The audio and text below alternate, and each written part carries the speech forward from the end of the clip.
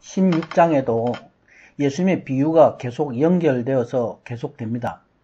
예수님은 바리새인과 서기관들과 또 제자들을 향해서 비유로 말씀하십니다. 14장은 하나님 나라의 잔치에 대해서 초대를 거부하는 자들과 또 자기를 부인하고 예수님을 쫓는 두 종류의 사람들에 대한 비유입니다.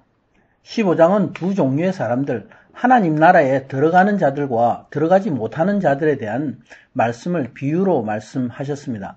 16장도 마찬가지로 이 세상에 재물을 가진 부자와 세상에 대해서 가난한 자 두 종류의 사람들에 대해서 한 묶음의 동일한 비유로 연결되어 있습니다. 많은 다른 해석들이 있지만 이것이 이 비유를 이해하는 열쇠가 됩니다.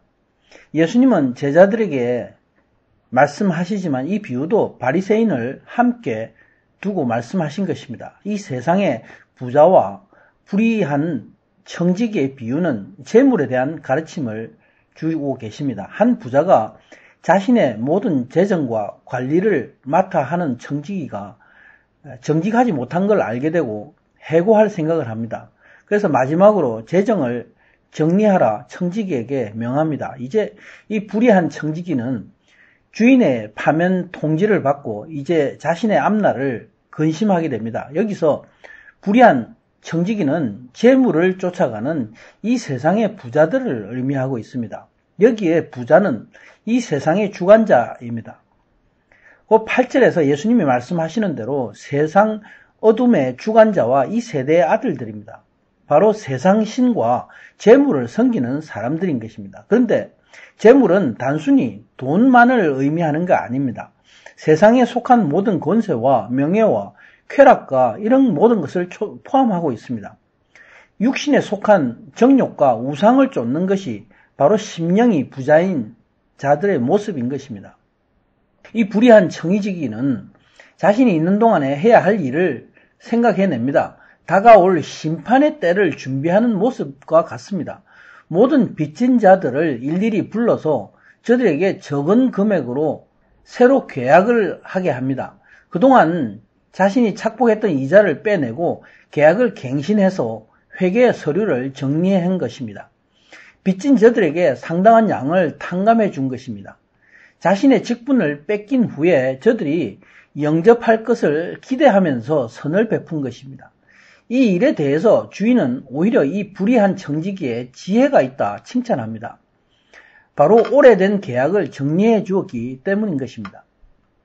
이 옳지 않은 청지기에 대해서 주인이 이를 지혜롭게 하였다 청지기를 칭찬한 것과 똑같이 예수님은 이 세대의 아들들이 자기 세대에 있어서는 빛의 아들들보다 더 지혜롭다 말씀하고 계십니다. 예수님이 이 세대의 모든 아들들에게 똑같이 말씀하십니다. 이 세상에 속한 부자들에게 경계의 말씀을 하신 것입니다. 그러면 예수님이 말씀하시는 이 지혜는 어떤 지혜입니까? 그러므로 너희가 불의의 재산을 선한 일에 사용해라. 불의의 재물로 친구를 사귀라 말씀하고 계십니다. 여기에 친구들은 누구입니까? 바로 이 세상에서 작은 자로 사는 가난한 자요, 굶주린 자고 잃어버린 바 된 자들입니다. 이들이 하나님께 돌아와서 하나님 나라에 들어올 때에 너희를 기억할 것이다 말씀하고 있습니다. 마치 15장에서 큰 아들에게 작은 아들을 위해서 하신 아버지의 말씀을 기억나게 합니다. 여기서 없어질 때는 바로 이 세상이 사라지고 새하늘과 새 땅이 열리는 심판의 때를 말씀합니다. 그 때가 다가올 때에 이들이 영원한 처소 하나님 나라로 너희를 인도할 것이다. 그 때를 준비하라 말씀합니다. 이처럼 심판의 때를 미리 준비하는 지혜를 가져라 제자들에게 말씀하고 있습니다. 하나님은 세상의 모든 자가 구원에 이르기를 원하십니다. 그러므로 하나님은 이 땅에 약한 자, 가난한 자를 사용해서 세상의 복음의 소식을 전하게 하시는 구원의 계획을 갖고 계십니다. 이제 예수님은 두 가지의 것을 대비해서 비유로 말씀하십니다. 작은 것과 큰 것, 남의 것과 너희의 것, 불의한 재물과 참된 것이 대비해서 나옵니다. 이 두 대비는 바로 이 세상과 하나님 나라의 것을 대비해서 말씀하신 것입니다. 그러므로 예수님은 말씀합니다. 지극히 작은 것, 세상에 속한 것에 충성된 자는 하나님 나라의 큰 것에 충성된 자가 된다. 불의한 재물과 남의 것에 충성한 자는 하나님이 참된 것으로 너에게 맡길 것이다 말씀하십니다. 예수님은 세상 재물에 대해서 결론적으로 정의하고 계십니다. 집 하인이 두 주인을 섬길 수가 없다. 둘 중에 하나는 미워하거나 사랑할 수밖에 없다. 둘 중에 하나는 중히 여기거나 가볍게 여길 수밖에 없다 말씀합니다. 돈을 하나님보다 사랑하는 자는 재물이 주인된 자의 삶을 사는 자입니다. 그러므로 세상에 속한 모든 탐욕을 너희가 내어버려라. 이 세상에 속한 부자들을 향해서 너희가 하나님과 재물을 겸하여 섬길 수 없다 선언하고 계신 것입니다.